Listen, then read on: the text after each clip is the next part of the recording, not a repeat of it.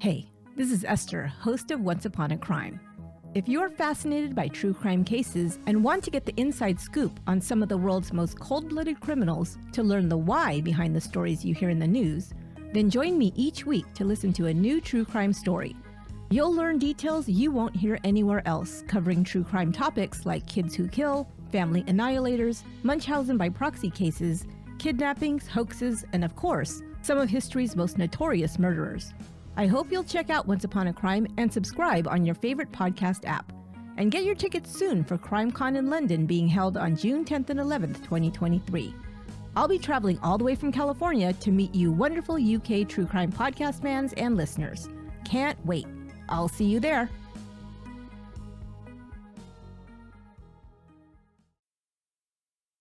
This podcast details true crime cases. It contains adult themes and may contain descriptions of violence. It is not intended for children. Listener discretion is advised.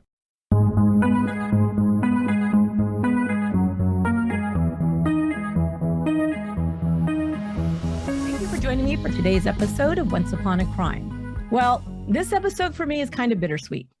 Why? Well, I'm super excited to once again welcome Leroy Luna, host of Excuse Me, That's Illegal, to help me out today. But I'm also bummed that this is our last episode together for this series. And I feel like it's really been a lot of fun. What about you, Leroy? No, I'm so happy when this one's over. You've been very unprofessional. No, I'm kidding. It's actually been really fun to hang out. Yeah, it's been fun to do something different. You know, I know that you do this kind of thing a little bit, in a different way, I guess, of course, on your show, but I don't get to do this very often. So it's really kind of good to get away from all the murdery stuff and all the really dark, heavy stuff and just do something, kind of fun and a little bit lighter once in a while. So, but for those of you who have not yet listened to Leroy's podcast, it's called Excuse Me, That's Illegal. First of all, make sure that you go right now to whatever podcast app you're using or listening to, type in Excuse Me, That's Illegal, and hit follow or subscribe. Go ahead. We'll wait. Yep. And I have heard from a few people saying that they enjoy the podcast and they reached out to me. So thanks already. Oh. But yeah, plenty more room in the minivan for you guys. I just got it steam cleaned. It was starting to smell a little, but yeah, we're ready to go. Yeah. Now you got to ramp it up a bit now, right? You've got these Once Upon a Crime listeners coming over. They expect quality. Yeah. They work. But if you haven't listened yet, Leroy covers true crime cases from, like we were talking about, the lighter side of things. The crimes are often weird. They're kind of wacky. Sometimes they're just plain odd. Okay. So give us an example of one of your favorites, Leroy, from that you've covered on Excuse Me, That's Illegal. Well, when you ask me for one of my favorites, it's kind of like asking me, which one's my favorite child, because these are my babies, right? Right. But one that does stand out is the, you might remember this one, it's episode 56. It was serial cat shavers. And this is weird because there was about three different parts of the world this was happening. A couple of them in England, one of them was in Virginia, where these cats were disappearing just, I don't know, for a few hours at a time. And then they'd show back up being disheveled and they would have just shitty haircuts. Like someone was shaving patches off their backs or even in their genital regions, which is kind of gross.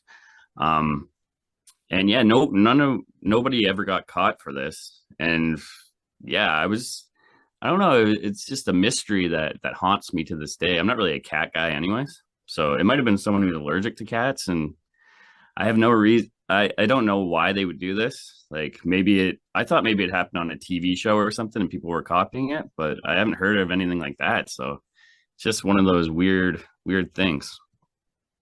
It's so weird. I was thinking about this. I don't know why this popped in my head as I was getting ready for today, but I thought there's quite a few things that you've covered that are just kind of weird fetishes people have, right? Like, yeah. And it's stuff that nobody would ever think of. Like, why would that be a thing? Like, what do you get out of shaving a cat? Yeah. You know what I mean? Like, what is the payoff? Or maybe we don't want to know. I'm not sure. Yeah, true. Yeah. They are shaving them. But of weird people out there, man. Like, hopefully we don't come across them too often in our normal day-to-day lives, or at least don't know how weird they are when we do. Yeah, that would be wild though. I think that would keep you at night, knowing that what's in people's minds, that you just pass on a daily basis. So some of my favorite episodes of Excuse Me, That's Illegal are about criminals who are just too dumb for their craft. And how they think they can get away with such ridiculous capers that's always baffles me. It's always amusing to me. So I thought, what better way to round off this April Fool's theme than to talk about some of the dumbest criminals we've come across while researching true crime.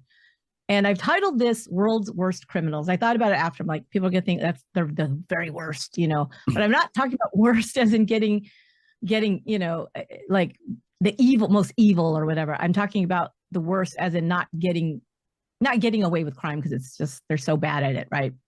And not evil geniuses, not by long shot. People are not evil geniuses. So Leroy, you of course are much more knowledgeable in this area because you've been doing this for a while. Oh, as a matter of fact, I want to say, didn't you just put out episode 99? Did I have that right? Yep, working on episode 100 right now. It should be out April 20th actually. 420 so man. So this month, April 20th, is going to be your 100th episode. That's amazing. In a real podcast, you've earned your stripes that way. So that's cool. Congrats on that. That's amazing. So anyway, like I said, you're more knowledgeable in this area. So I'm going to let you kick things off with this. I've got a few stories of my own to share, just for shits and giggles. Let's see how I can compete with, your caliber of, story here. But I'm going to go ahead and let you start. You're hyping me up a little bit too much. I kind of just Google stuff anyway. The pressure is on. Yeah, I'll do my best though. Okay, so this incident started. Oh, wait, hold on. Okay, yeah. This incident started at about 8 a.m. at a muffler shop in Chicago, back in 2008. A masked man armed with a revolver came into Velazquez Mufflers for Less and began demanding money. Employees told him they only had a few bucks and that they couldn't open the safe.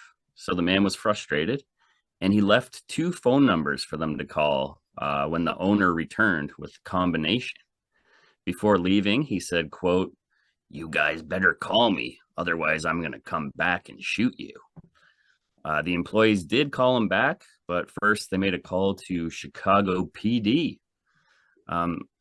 Officers dressed in plain clothes came to the shop, and once they were situated, they told the employees to call the man back. So they did just that. The man returned at about noon, wearing the same mask and black clothing he had on before. And when he arrived, police told the employees to get to the back of the shop. A police source said the teen, this buffoon was only 18 years old, by the way. He pulled a gun from his hooded sweatshirt, and that's when at least one officer opened fire. The man's injury was not thought to be life-threatening, the source said. So yeah, he got shot in the leg. The man's name was Ruben Zarat, and the would-be robber was charged with attempted armed robbery and aggravated assault of a police officer. I know this guy was only 18, but I mean, come on. That's still a very bonehead move. I don't know how he thought that would play out if the only when you get that. The employees would tell their manager, they'd see the manager and go, "Oh, great, you're here. There's some guy who wants you to open the safe." Yeah, I have no idea how that would have panned out, Oh my, it's funny.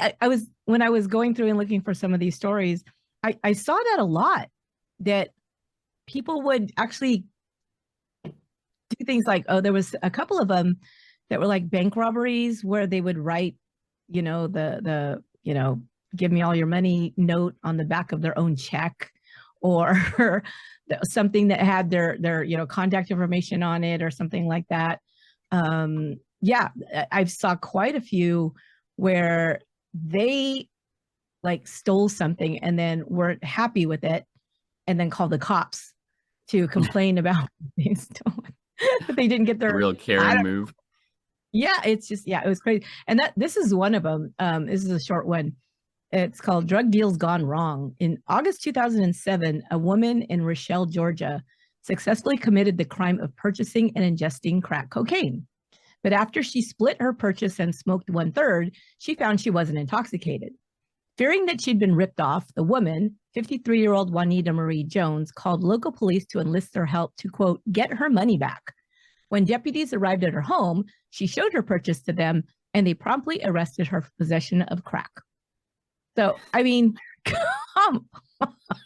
So she wasn't high, but I mean, she acted like she was, because who would call the cops to say, wait a minute, I didn't get the crack that I had ordered or something.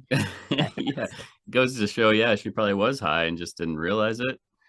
Or I saw a lot of those like people feeling like they got ripped off from drug deals would call the cops. And so, it's have just you come up with any of those? like you said before, with guys like BTK, like in jail, like complaining about the inhumane conditions. Meanwhile, you killed like 20 people or whatever, and you're complaining about that. Yeah. But here's the question I had. So I was trying to puzzle this out. If it was fake, if it wasn't crack, then how did she get arrested for possession of crack? But so was it crack? And she just didn't, like you said, she didn't know, or she thought she wasn't high. Maybe she was used to getting more high off crack. You know what I mean? I don't know. They might have cut it too much, but at the same time, then whoever dealt it to them, like, were they doing a crime? Because, like, what do you want them to get arrested for? Yeah, distribution of fake crack, shock, whatever it was. That was. I guess I would assume it was crack because they arrested her. So that's very, very odd. So that was a weird one. But people just not the brightest. This is what we're saying. So another one for us. Okay, this next one I actually covered on episode 57 of my podcast. It was called Garbage and Grudges. It'll be my lengthiest story here, but it's not super long. Okay, we're in New York, and Cheryl and Edward Patton, they're a retired couple in their 70s. Well, they found an empty coffee cup on their front lawn sometime in 2018. No big deal, right? Well, that would be the beginning of a 3-year ordeal. And when all was said and done, Edward would collect over 300 of these coffee cups, all from McDonald's, and they were all marked decaf, which, what's the point? But what a monster. So who was harassing this couple who claimed to have no enemies at all whatsoever? This sounded silly, but it was stressing out the old couple. And Edward, who had health issues in the past, well, he would hobble down their long driveway and he'd pick up the cups every day. Sometimes he'd let them collect for a few days to save himself the trip.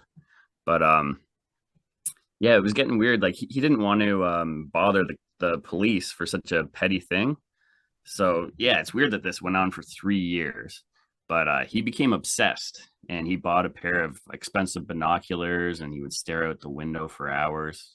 He even bought a security camera, and he caught the vehicle driving by slowly and throwing the coffee cup out, but he couldn't get the license plate number. Eventually, one of the neighbors caught the guy in the act. They weren't able to see his face, but they were able to jot down the license plate number. Edward went to police with all of his evidence, and they actually take it pretty seriously. And so they looked him up, and it was a man named Larry Pope who lived only a mile away. And when police told Edward Larry's name, it didn't really ring a bell to him, but his wife Cheryl overheard the name and came running into the room. And she's like, I know that man. In fact, she had worked with him for years. She was a union steward at her old job and would often get into these heated arguments with Larry. She described him as her arch nemesis, which is strange since earlier the couple said they had no enemies. But I wonder why she didn't suspect this guy. We got a quote here from shell-shocked Cheryl. She says, I found it very hard to believe that someone I knew would do something like that. especially at his age, end quote. Yeah, Larry was 80 years old, which is crazy. Police wanted to catch him in the act, so they sat in an unmarked car across the street. And sure enough, at 9:50 p.m. that night, he showed up in his burgundy Chrysler Pacifica minivan. He chucked a cup of coffee, decaf, out the window and busted. Finally, on Sunday, April 18th, 2021, Larry's reign of terror came to an end. Police pulled him over and charged him with harassment, and he was ticketed for throwing refuse onto a roadway. Hamburg Police Chief Kevin Trask said, quote, "We have neighbor disputes, but nothing like this kind of length. That's a grudge right there." Indeed it is, Kevin. So yeah, that's great. Do you have any arch nemesis there, Esther? Oh, gosh, I don't know. I should get one. Yeah, sounds cool. I mean, you really made it if you have an arch nemesis. You're a superhero or something. It sounds like.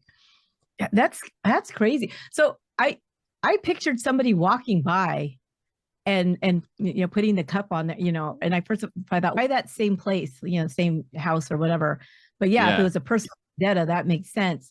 But then you said he was 80. I'm like, Jesus, how fast, because this guy walk at 80, but then you're saying he's throwing it out of a he didn't even bother to walk. He's throwing it out of a window. Like that's, yeah. I'm surprised the cameras didn't pick that up though.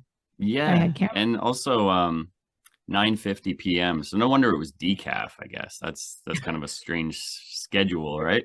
And he's 80, so maybe caffeine doesn't agree with you at that age. After 4 p.m., you had to go decaf or something like that. Yeah. That's something to me in your story that police actually came.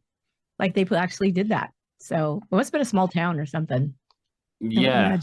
Hamburg. I'm not really familiar with the place. Would you like to receive texts from Once Upon a Crime? You can opt in by texting OUAC to 408-676-1770. That's the letters OUAC to 408-676-1770. You'll receive texts alerting you to new episodes, special giveaways, true crime trivia, and more. The information is in the show notes as well as on our website, truecrimepodcast.com. Text messaging is provided by TextSanity.com. Text message rates may apply.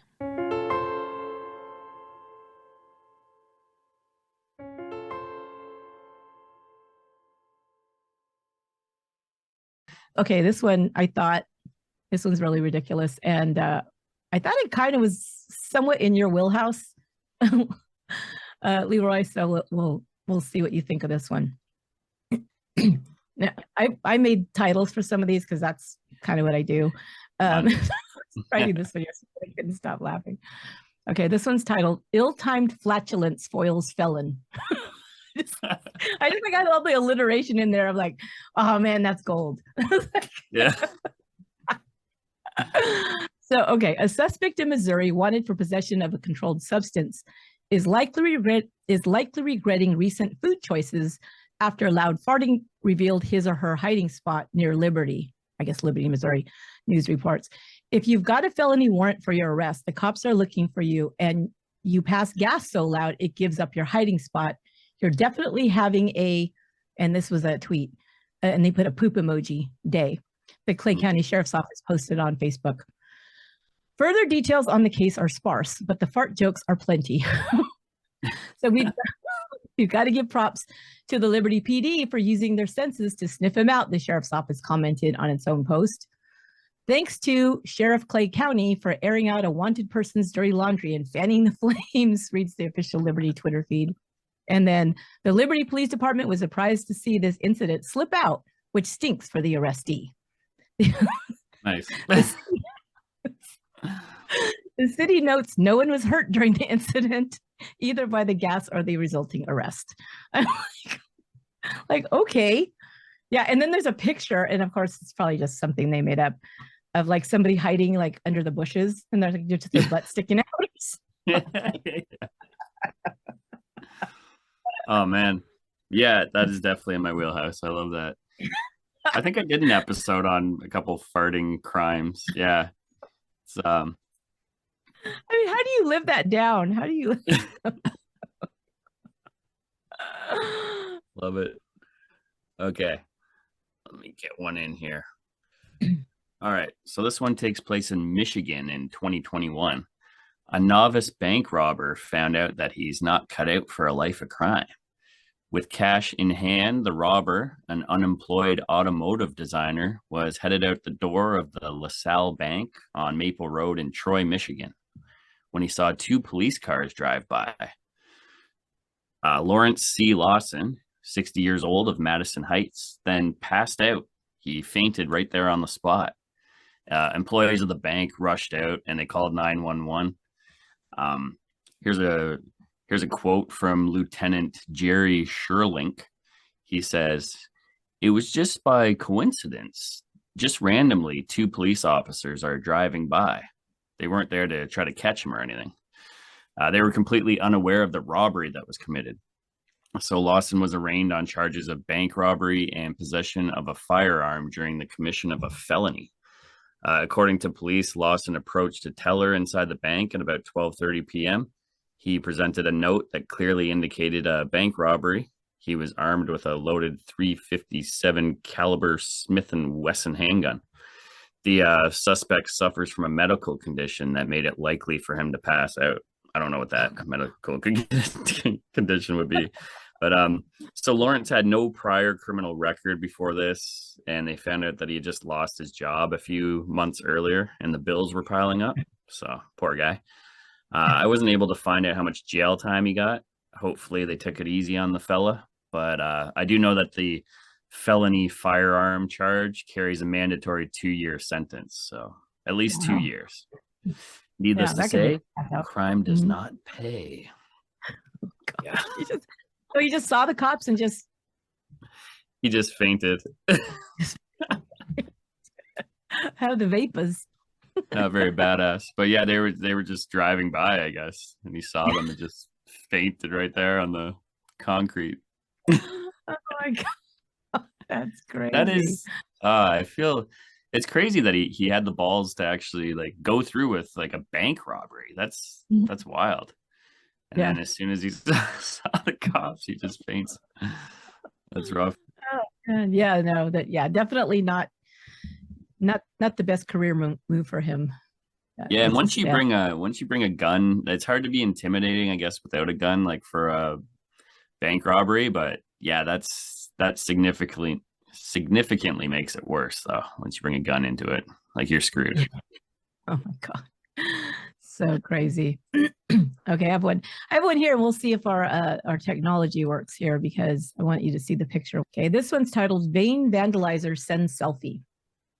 A man suspected of arson and vandalism sent a selfie to police in Ohio because he found the photo on his arrest warrant to be unflattering.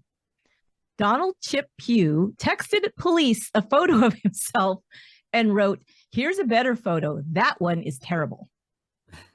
Then he told a local radio station, "Man, they just did me wrong. They put a picture out that made me look like I was a Thundercat or James Brown on the run. I can't do that." Lima Police Department responded by saying, quote, "We thank him for being helpful, but now we would appreciate it if he would come speak to us." They didn't catch him yet. And he called into the station, I guess, while he was still on the run, apparently. Oh, nice. He was later arrested in Florida. So let me see if I can pull this up so you can see. And I will definitely put this in Florida. Okay, can you see that? Yeah. Okay. Yeah. So on the left, that's what he. Okay, that is a bad picture. He does look really bad. He looks much more handsome in the other one, I must say. He does. He's got he's sunglasses on. He's sticking his jaw out, right? Like the other one, he has a double chin. He looks heavier in the other one. I don't know if it's just the angle or if he had lost weight. Maybe he was just proud of the fact that he looks better than he used to in his mugshot or whatever that is. Yeah. Yeah, he's bloodshot in that one. He's got like these cool shades on the other one. Yeah. I get it, like fresh haircut. He's got a fresh haircut in the other one. Nicer shirt on, a little sweater going there or something. Yeah, Yeah, they so that was, it's bad lighting in the where they do the mug shots. I guess they're not really too concerned about all that. I guess not. Oh my gosh. So yeah, this guy, yeah, he was arrested. Yeah, he was later arrested. So, you know, thanks. We got a better picture of you now. So now we know who to look for. But even when you're wearing your shades, we can figure out it's you. Yeah, really. So that's not crazy, man. What's wrong with people? That is so vain. Come on, man. You're like, that don't look like me. They say you look like I've James Brown on the run. that is funny. I've seen a couple of them ones like that. Yeah, people get angry when it's an unflattering mugshot. That's a good strategy by police if they do that on purpose, you know? But that's the worst picture you can find. I noticed that on celebrity things when they're dragging a celebrity about something, whether it's a Kardashian or whoever, it doesn't matter how good looking they are, they put the worst picture they can find of them, right? It's so Yeah. it's like, oh, okay, their mouth's open, or they just look, their eyes are crossed or something. Yeah. Oh gosh. All Oh, right. okay. I have one it's kind of similar to one that you already said. In March of 2022, a Spring Hill, Florida man was arrested after calling 911 to report that he suspected some meth he had recently purchased was fake. Thomas Eugene Colucci asked the police to test it for authenticity, then, then arrest the dealer. Deputies came to his house and arrested him instead. The police said if anyone had doubts about the authenticity of any illegal narcotics you have on hand or have obtained from another person, the Hernando County Sheriff's Office is pleased to provide this service free of charge. Yeah, no doubt. And police must love it when the criminals come to them, right? Like, makes their job a little easier. Was that in Florida too? That was also Spring Hill, Florida. Yeah. Hernando sounds like a town in Florida to me. It's just so for some reason. Yeah, that makes sense. And that's the other thing with that other lady, that Juanita lady, whatever. She also had them come to her house. Now, here's the thing: not only are they going to arrest you for having drugs, but because you allowed them in your house and you already have illegal substances, now they can search your entire house. They have cause to search your entire house. So anything else that you have, that is so dumb. Oh my God, that's crazy. And that's your first reaction, is to go to the police. Yeah, like I said, a lot of criminals, like when they've been wronged, it's so hypocritical, right? They go to the cops immediately. Yeah, no, they do. Very, very law and order on the other side. Yeah. This one I thought was really so dumb. Titled this one, $1 Million Moron. In 2001, 53-year-old Michael Anthony Fuller from North Carolina walked into a Walmart store and bought a vacuum cleaner and a microwave for $476. He attempted to pay for his purchase using a $1 million note from the board game Monopoly. And of course, they're like, didn't want to take it. And he got very irate. He said, not only do you have to take this, he demanded change of $999,524 from the cashier. He wanted his $999,000. Oh my God, change. The police were promptly called and he was arrested. He was charged with attempting to obtain property by false pretenses with a bond of $97,500. Well, you just pull out that $100,000 Monopoly. Yeah, really. I didn't know they had $1 million notes in Monopoly. It's been a while since I played, but. And that's the other thing. I looked this up. It's like there is no $1 million note like in American money. There's none. So yeah. Even if he thought it was real, it wouldn't have been, because I think the biggest one they said is 100. I think there was $100,000 note, but that's like rare. Like they made just a few of them or some for some reason. Yeah. You're gonna purchase maybe like a house with that, or a car. I don't know. Like, it's ridiculous to have money that large, right? Especially these days with, you could just, automated kind of thing, or write a check. Cash fund. Although we kind of badass to carry around $1 million bill in your wallet, lots of chance you want to buy something. Or imagine losing that. Like, oh, I just lost $1 million bill. Like, that's insane. Or you go to Like, buy a car or something. Do you take cash? and if at Walmart they just had $1 million in change on hand, like why don't you just rob them at that point? Like, I guess you try to do it legit. $999 change. Oh my God. Oh, that's That's funny. hilarious. Yeah. A microwave and a vacuum cleaner. Okay. This one, I did this one in a TikTok, but I think only 500 people saw it. So it's safe to do it here. I do have a TikTok, by the way. It's Funny. it's not great, but It's okay. good. So she was caught orange-handed. A woman was busted for a home invasion in Oklahoma, thanks in part to Cheeto dust found in her teeth, authorities allege. Sharon Carr was arrested on a first-degree burglary charge after she committed the dangerously cheesy act at a home in Tulsa, police said.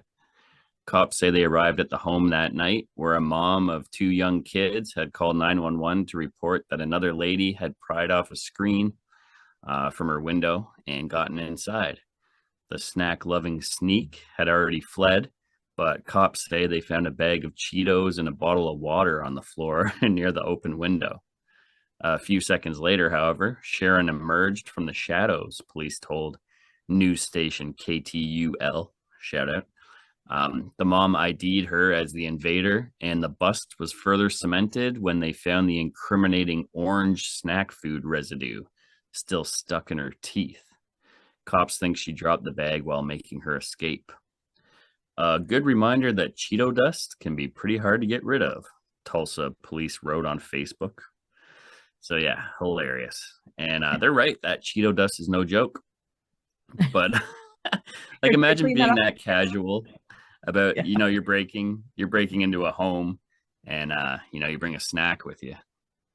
Yeah, I've heard that. Well, first of all, I have to say, in her teeth, like I would think they were talking about like on her hands, but what did they ever do? Smile. We want to check your teeth. Yeah, definitely your fingers, right? I mean, it does get photos of that. Did they take evidence photos of her teeth? That wouldn't hold up in court though. Like that could have been any bag of Cheetos, probably, right? Yeah, exactly. They just use it to get a confession or something like that. Yeah, definitely not her first rodeo if she's just chilling there, having a snack while she robs the place. But I thought about that. It must be pretty tempting. Like when you're in somebody's home and you feel like you have the run of the place to kind of see what's in the refrigerator, or like, I don't know. It must be because I've heard so many, even I've heard this for a couple of different serial killers have done this. I know BTK did that. He made a sandwich or something in one of the homes that he killed some woman. Yeah. And it was also the Night Stalker did the same thing. Like Richard Ramirez drank a Mountain Dew and a banana or something. I don't know. But yeah, that's a good point. Because I was assuming that she brought the Cheetos and the water with her. But yeah, do you think that's what she stole from the house? Yeah, because I don't think I'd bring if I'm trying to burgle a house, I don't think I'd bring a bag of Cheetos because that would make noise, right? Because it crinkles, makes all kinds of noise. Like, yeah, I don't know. I think she probably, kind of checked the snack cabinet before she left to see what's in there. Like, are you that much of a scumbag that this isn't even pre-planned, right? You kind of just see a house with an open window. Although it said she even pried off a screen to get in there. Yeah. And you're just like, I'm hungry. And then you just waltz into someone's home. Yeah. I mean, I could see like maybe somebody, grabbing a beer, bottle of booze or something like that. But I think it was BTK made a sandwich or something and Rich Ramirez hates snacks. Yeah, I've heard that. It's like, maybe it must be tempting. I don't know. I don't go into random people's houses, but maybe that's the thing. The original Night Stalker, right? Joseph D'Angelo or whatever they call him, East Area rapist. Yeah, Golden State Killer. I think he used to have sandwiches too or something. Raid the fridge. It's just, I don't know. It's like a dominance move, I guess. I could see BTK being kind of a fat ass, like he would want some food. But Richard Ramirez, I don't know, Richard Ramirez was super skinny, so maybe he was hungry all the time. Maybe Yeah. that's He did live at he was. he lived at the Cecil Hotel for a bit too. Yeah. Oh, he didn't Strange. probably have a kitchen. He probably just ate. I kind of think of Richard Ramirez as being like he probably just eats crap like junk, like he's eating chips and candy, and his teeth were bad. It's just he just seems like kind Yeah. of a gross dude. Like not the best diet, put it that way. Yeah. Not brushing his teeth or whatever, he doesn't follow a strict regime. Yeah, not at all. Okay, this one's called The Terrorist Who Claimed His Own Reward. Officials were left baffled by an Afghan Taliban commander who gave himself up and then tried to claim the $100 reward for his capture. Mohammed Ashan, a quote, middle to low level Taliban commander, was suspected of organizing attacks on US and Afghan troops in the east of the country. According to reports, he walked up to a police checkpoint in 2012, pointed to a wanted poster featuring his face, and asked for the $100 finder's fee. The authorities were at a loss to explain his actions, although one U.S. official reportedly told journalists, quote, clearly, this man is an imbecile, end quote. Can you, he's pointing to, doesn't speak, can't even speak to them. He doesn't speak, he's pointing to the picture. He's like, look, me, $100. Oh my God. No wonder he was low level. That's an insult right there too. Eh? Low to mid level. It says Taliban commander. Okay. Wow. Okay. Do you want to keep up with what's new and upcoming on Once Upon a Crime? You can remain in the loop by following us on our social media channels.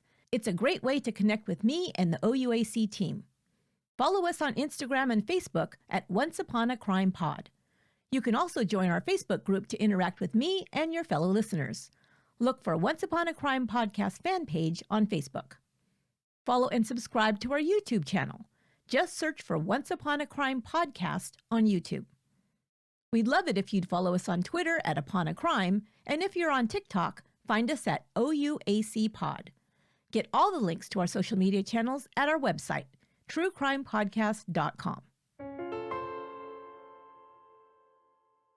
That's really stupid.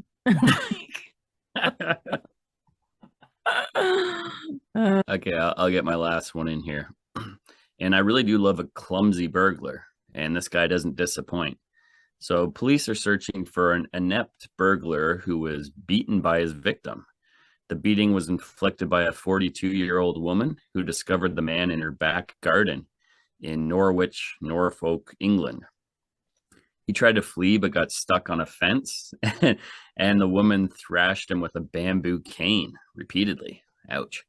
After that, this bungling burglar ran away into a neighbor's yard where he knocked over a broom in a garden nearby. He then apparently became dazed and confused by a bright security light, which went off, and then he fell into a garden pond before making his escape. This guy was never caught and is considered unarmed and not very dangerous. So yeah, that's a rough one. He's probably disoriented by a bamboo cane. That's not a joke. Oh man, that would hurt. That would hurt. She just happened to have that on hand, huh? Yeah, I know. Maybe bamboo in your back garden, but I don't know if it was a cane. Yeah. And she was 42. I mean, that's not very old. I wonder if that's a regular thing that happens around there. She's got to have that beat off people are jumping over the back fence. Oh my God! That God! happened twice. That was falls in a pond.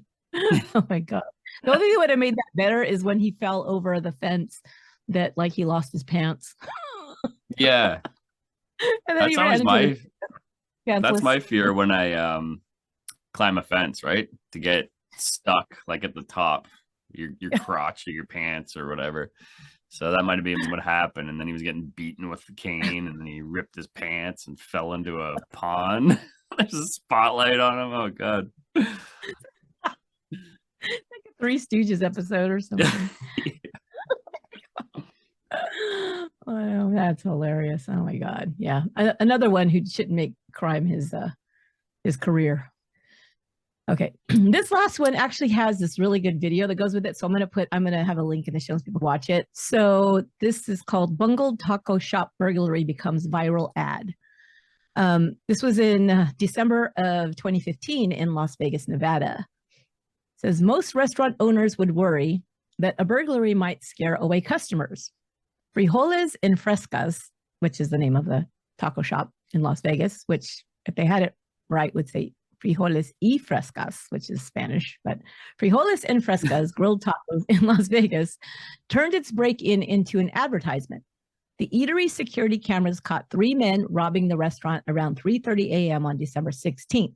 But after police were unable to track down the crooks, quote, we wanted a way to get the word out there and thought we could reach more people by making it a little more lighthearted, the manager, Greg Carlson, told the Las Vegas Sun.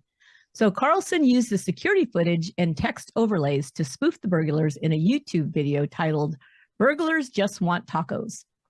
So the first caption where you see this guy, he's outside of the taco shop and it's got like a glass door and he throws a brick at it, but it just bounces off. So when he's throwing it, says, guy wants tacos, as you know, watch this part of the video. A caption reads, as a man attempts to break the shop's door with a rock or a brick or something.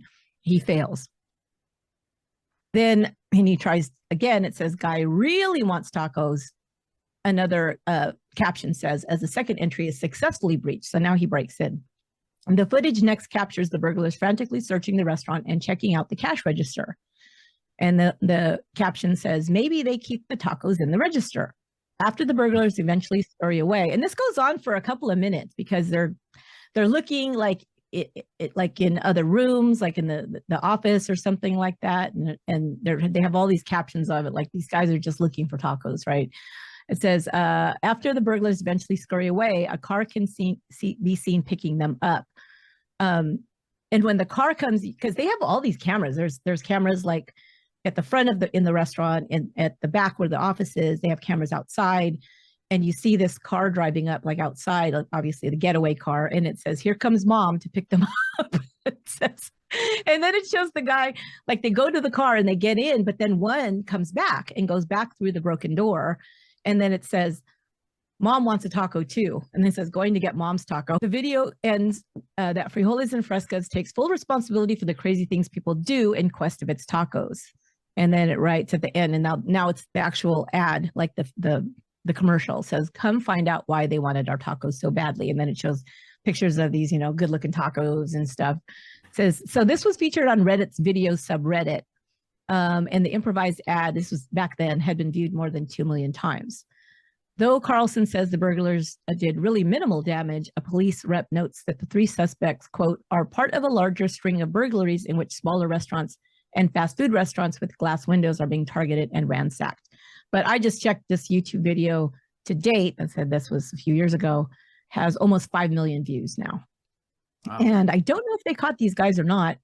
It sounds like they did because they said, there was a bunch of this happening in Las Vegas, but yeah, it's pretty good the way they use that. And the video footage is really good. That, they show them from all different angles. And the other thing that's really funny in this when you watch it is that at one point, they can't find any money. Of course, they're looking for money. And they grab the POS, the point of sale, where it has the drawer. It has like the computer and then it has the drawer there. When you're open, that's where the money goes. But of course, this is after hours at 3 a.m. There's no money in there. They pull the whole thing and then they take that out. And when the guy comes back into the restaurant through the door, he actually takes the other one. So he pulls the other one out. So whoever was in the car said, grab the other one apparently or something. There's got to be no money in there. They're not keeping money in there like after hours. It's be in a safe or it'd be, already dropped at the bank or whatever. Yeah. So yeah, these guys not the brightest, but yeah, you'd think if they're doing this for several restaurants, they would know that by now. Like there's no money. I was thinking like that's a great marketing strategy, right? If you dressed up in disguise or got someone else to do this ridiculous robbery of your store and it went viral, and you could turn that into like just free advertising. You'd be in like all the news and everything. Yeah. I'm sure Oh someone's my tried God. that. I saw another Yeah. one where someone threw a brick at a window and it bounced off and then it knocked him out cold. They saw the footage and he was knocked out for at least a minute, and then he gets back up and he just walks away after. I don't know if it was He's like, bulletproof oh. glass or something. Yeah, I think like in the cartoons. Oh my God, that's so funny. That's nuts. People are just, yeah. Yeah, I Yeah, guess, yeah, that would really happen because that was what happened when he threw this rocket. It kind of bounced, I'm like, that could be dangerous, like to you. Crime is not an easy career, apparently. yeah. So, I'm surprised oh that's a move you'd try to sue the store or the window company, like call the police. Like, yeah. Well, that's all I got. yeah, me too. Okay, cool. So that's it for us, huh? That's for this month. But yeah, that was really fun. Like I said, this is the first time I've done this where I've had somebody on multiple times to help me out here. But I thought this was a great collaboration, and I don't think I couldn't have done this without you for sure, because this is not my wheelhouse. This is yours. But I enjoyed it very much, and I think our listeners, I'm getting feedback, and they seem to really be having fun with it too. So that's cool. Yeah, you showed me. I thought you were being nice. Maybe there was a few people saying like, who the heck is this guy? I apologize. I was a little excited the first episode, and I was like, oh, I'm kind of talking over Esther. It's hard because there might be like a half-second delay, so it's kind of like weird in that way. But I try my best. But yeah, you're too humble. You did a great job. You could have done it without me, but I appreciate you inviting me here. And anytime you want to do a collab again, I really enjoyed this. So yeah, anytime. I would love to. Yeah, definitely. Thank you so much. I really appreciate it. This was great. This was really fun. So do you have anything special planned for the 100th episode? That's under wraps. No, I actually, I'm going to cover the crimes that took place at Tim Hortons, which it's super Canadian, really, right? Like Tim Hortons is like the coffee shop that everyone talks about in Canada. There's always a huge lineup there. It's ridiculous, hugely overrated. I don't know, like when you visited Toronto, I don't know if you ever went to Tim Hortons, but I did go once to Tim Hortons. I had to. You have to, right? Underwhelming.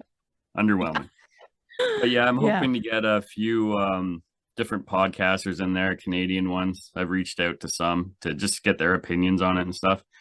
Definitely my brother. I'll make him voice his opinion, and it's going to be fun. And I'm sure there'll be some air horns involved, which is always my favorite thing. I don't know why every time you say air horns, I crack up every single time. Well, do you remember like the reason I kind of doubled down? I did the air horn once. I forget even why, but someone gave me a 1-star review and they said they had a seizure like from the air horn, and I sincerely felt bad about it. I'm like, oh my God, it's terrible. But I think I told my brother about it, and he was laughing uncontrollably. So then I just kind of posted it somewhere, and like everyone thought it was hilarious that someone potentially had a seizure, but I think they were lying. I don't know. And then I got these people who have like, they actually have epilepsy and stuff, and they're like, no, do more air horn. I love it. Like, it's it's fun. But yeah, I do 3 air horns to induct them into the Wait, I just think they said something like I was driving and I drove off the road because they had words. But a seizure, come on, man. You're making that up. That's not true. So I think that's also the reason why I laughed, because I know that was like a controversy at the beginning. And the air horns is so now every time you do it, it's like it's doubly funny to me now. Yeah. Potentially committing a murder. Who knows, right? Yeah. Oh God. All right. Well, anyway, thanks so much. I appreciate it. And yeah, we'll be talking soon. We'll be texting soon, right? We're texting. Oh yes. Texting. Yes. Definitely. And yeah, again, congratulations on the 100 episodes. And I'm looking forward to it. I always do. That will do it for today's episode of Once Upon a Crime. And it will also wrap up the series Fool Me Once. Once again, I'd like to thank my guest, Leroy Luna, for helping me out all month with these ridiculous crime stories. I hope you enjoyed it. I had a blast. If you want more crazy crime stories, crime that will make you laugh and say, "What the heck?" And or if you just want more Leroy, check out his show, Excuse Me, That's Illegal. Follow or subscribe on Apple Podcasts, Spotify, or wherever you listen to podcasts. Also, follow him on TikTok at excusemethat'sillegal.pod. There are links in the show notes. Join Once Upon a Crime on Patreon for early release, ad-free episodes, as well as bonus episodes. This month, you'll get an extra episode where I'll tell you about foolish serial killers. We often think of serial killers as evil geniuses, but in my research, I've discovered that even serial killers make bonehead mistakes. Become a Patreon member to listen to a bonus episode I've titled BTK Blunders. Go to patreon.com/onceuponacrime to join. Thanks. Once Upon a Crime will be back to its regular format next Monday as I kick off the new series for May, where we take a look at the crimes that landed women on death row. Make sure you're subscribed so you don't miss an episode. Once Upon a Crime is written and produced by me, Esther Sanchez Ledlow. My production assistant is Lorena Garcia, and additional research for this episode was provided by Emma Battaglia. Until next time, be good to one another.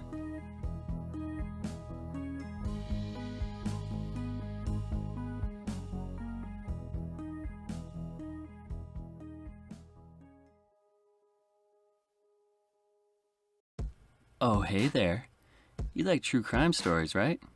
Yeah, I know, who doesn't? But I gotta admit, after a while, all those stories of murder and heartache, well, they tend to go straight to my hips.